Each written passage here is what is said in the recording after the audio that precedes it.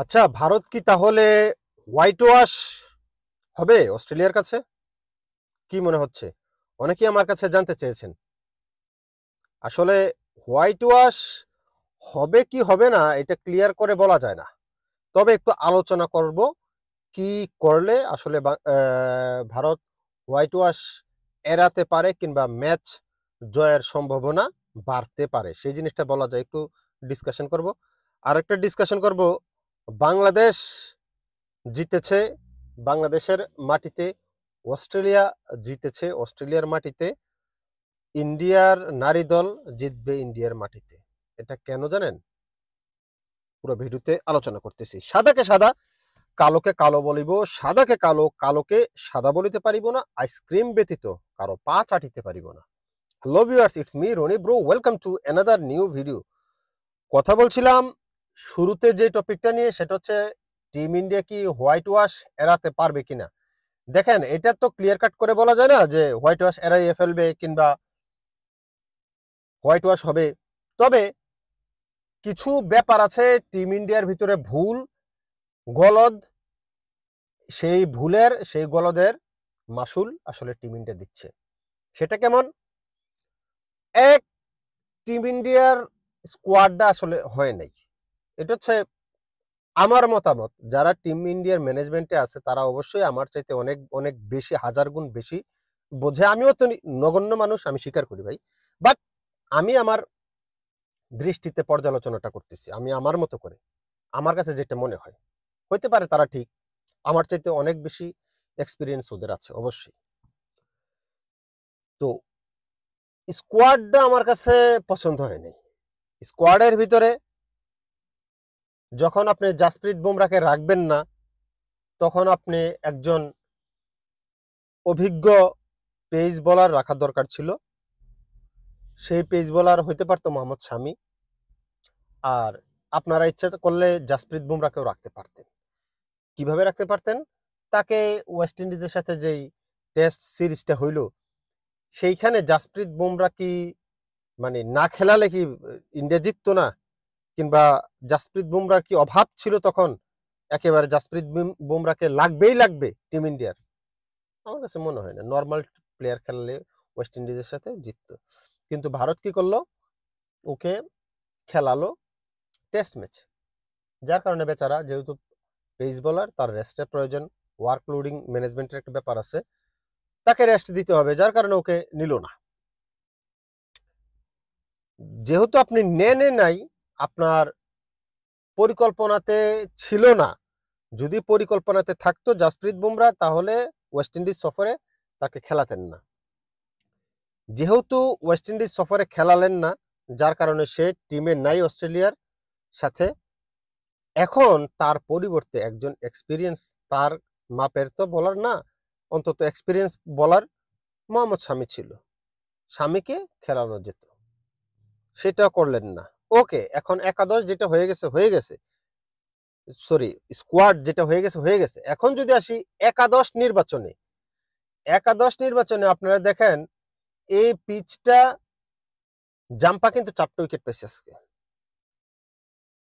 কিন্তু ইন্ডিয়ার অন্য স্পিনাররা 4 উইকেট পাইতে পারেনি। কারণ কি? জাম্পার সাথে ওদের তুলনা হয় না। আকসার প্যাটেল বলেন, ওয়াশিংটন সুন্দর বলেন, তাদেরকে নামানো হচ্ছে। কুলদীপকে দলে জায়গা দেওয়া হচ্ছে না। কারণ কি জানেন? কারণ হচ্ছে কুলদীপ ব্যাটিংয়ে ততটা ভালো না যতটা ভালো নীতিশ কুমার রেড্ডি কিংবা ওয়াশিংটন সুন্দর। এই ওয়াশিংটন সুন্দর এবং নীতিশ কুমার রেড্ডিকে কেন নামাচ্ছে জানেন?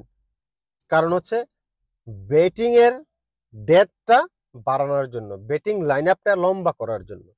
এখন ভারতীয় দলের মতো দল যদি চিন্তা করে আমাদের টপ অর্ডার কলাপস করবে, লোয়ার অর্ডারে থেকে এসে কেউ রান করবে, ম্যাচ জিতাবে, তাহলে আমার কিছু বলার নাই। তাদের মতো ক্রিকেট এক্সপার্ট দেশ যদি এই কথা চিন্তা করে যে আমাদের টপ অর্ডার ফেলিওর হলে লোয়ার অর্ডারে আইসা আমাদেরকে ম্যাচ বের করে দিবে, এটা যদি চিন্তা করে ভারতীয় ম্যানেজমেন্ট, তাহলে আসলে আমার আর এটা নিয়ে কিছু বলার নাই। একেবারে কিছু বলার নেই। কিন্তু ওয়াশিংটন সুন্দর বলেন, নীতিশ কুমার রেড্ডিকে বলেন, তাদেরকে নামাচ্ছে শুধু ব্যাটিং লাইনটা লম্বা করার জন্য। কুলদীপ খেলতে পারতেছে না। এখন ভারতীয় টপ অর্ডারের পারফরমেন্স মোটেও ভালো না। 2টা ম্যাচ খেলছে অস্ট্রেলিয়াতে, 2টা ম্যাচেই খারাপ। রোহিত শর্মা আজকে রান পাইছে, কিন্তু তার স্ট্রাইক রেটের অবস্থা দেখেন। বিরাট কোহলি 2 ম্যাচে পরপর লাড্ডু। ওরে লাড্ডু বলতে আমার নিজেরে খারাপ লাগে। বিরাট কোহলির মতো প্লেয়ার, আমার ফেভারিট প্লেয়ার তো আছেই, কিন্তু আমি যখন ক্যামেরার সামনে আসি, যা হয়েছে যা হবে তাই আলোচনা করি, ফেভারিট হোক আর আনফেভারিট হোক। বিরাট কোহলির মতো এক্সপিরিয়েন্স প্লেয়ার 2 ম্যাচেই লাড্ডু। শুভমন গিল ওই লাড্ডুর খাতাতে 8 রান 9 রান, কোনো রান না। টপ অর্ডার ব্যর্থ। মিডল অর্ডারে যারা আছে তারা রিকভারি করতে করতে স্লো খেলে, স্ট্রাইক রোটেট করতে পারতেছে না, লাড্ডু। লোয়ার অর্ডারের উপরে যদি আপনারা নির্ভর করেন, কুলদীপকে খেলাবেন না, লোয়ার অর্ডারে নীতিশ কুমার রেড্ডি আর ওয়াশিংটন সুন্দর কিছু রান করবে। কত রান করছে ওরা? রান করতে পারছে? পারবে না। তার চাইতে বরং নীতিশ কুমার রেড্ডি হলে, জাম্পা যেমন 4 উইকেট পাইছে, সরি নীতিশ কুমার রেড্ডি হলে, কুলদীপ হলে জাম্পা যেমন 4 উইকেট পাইছে, কুলদীপেরও এমন সম্ভাবনা ছিল। উইকেট টেকার বলার হচ্ছে কুলদীপ। সেই জায়গায় কুলদীপকে একাদশের বাইরে রেখে, বেঞ্চে রেখে দল সাজাচ্ছে। আসলে এই জায়গাটাতে মস্ত বড় ভুল আমার চোখে পড়ছে। টিম ইন্ডিয়ার এই ভুলটা আমার দৃষ্টিতে ভুল হইতে পারে। আমার চাইতে মানে অনেক বেশি এক্সপিরিয়েন্স হলো লোক টিম ইন্ডিয়ার ম্যানেজমেন্টে আছে, 1000 গুণে বেশি, কিন্তু ভাই আমার চোখে এটা লাগছে। আরেকটা ব্যাপার হচ্ছে, আমার কাছে কেন মনে হয় গাম্ভীর আসলে কোচ হিসাবে ওইরকম পারফেক্ট না। গাম্ভীরের কারণে টিমে অনেক অসন্তুষ্ট টিমে অনেক অসন্তুষ্ট দেখা যাইতেছে। তো সেই জায়গাটা আমার কাছে মনে হয় যে রাহুল দ্রাবিড় যখন ছিল এই পরিস্থিতিটা হয় নাই, গাম্ভীরের সাথে এটা হয়েছে। প্লেয়ার সিলেকশন, স্কোয়াড সিলেকশন 2 জায়গাতেই গলদ আছে। এখন সেই জায়গা থেকে বের হইতে হইলে, হোয়াইট ওয়াশ এড়াইতে হইলে কি করতে হবে? যেটা করতে হবে সেটা হচ্ছে ওয়াশিংটন সুন্দর কিংবা নীতিশ কুমার রেড্ডি দুজনের একজনকে বসাইতে হবে। বসাইয়া কুলদীপকে অন্তর্ভুক্ত করতে হবে দলে। যেহেতু হার্দিক পান্ডিয়া নাই, তারপরে আপনার জাসপ্রীত বুমরা নাই, তো সেই জায়গায় আপনার যেগুলাকে নিয়ে গেছেন এগুলার ভিতরে মোস্ট ভ্যালু যারা আছে, ভ্যালুয়েবল প্লেয়ার, তাদেরকে একাদশে ইনক্লুড করতে হবে। সেই জায়গাটা আমি কুলদীপের কথাটা বলবো। আর হচ্ছে টপ অর্ডার থেকে স্ট্রাইক রোটেট করে আর খেলতে হবে, আরো মারতে হবে ভাই। এখানে আর কোনো কিছু নাই, কিছু বলার নেই।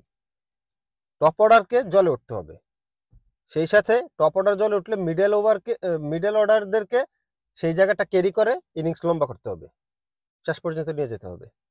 এছাড়া আসলে আর কিছু বলার নেই। Otherwise team India white wash এড়াতে পারবে না।